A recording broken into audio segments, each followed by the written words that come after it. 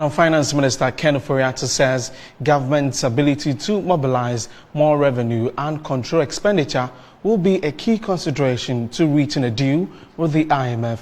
Ghana's Chief Finance Officer, together with top management of the Ghana Revenue Authority, visited the country's port in Tema to assess revenue levels there.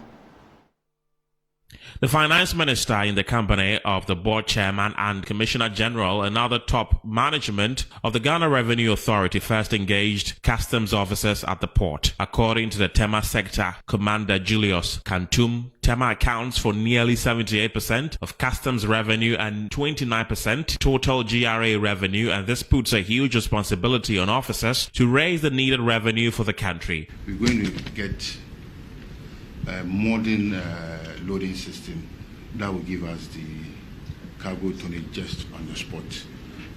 But the equipment are arriving maybe by the end of somewhere next week. We're hoping that by next month they will be installed and training will go on. So by December we should do a test run, and we're hoping that all these weighing problems and the rest for the bulk cargo will be at the past by December. The Commissioner General, Reverend Dr. Mishadai Owusu, said his outfit is targeting to raise 20 million cedis in revenue. The Finance Minister, Ken Ofori-Atta, congratulated the customs officers for their efforts so far and entreated them to step up to increase revenue mobilization. Looking at the scanning, to see whether it is whether the improvements.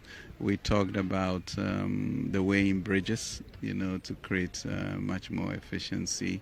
We talked about why the preventive people are doing so much work, which means therefore the examinations may not be working as well as they should. So identify, weak points, but at the same time acknowledge the type of good work that has occurred in September.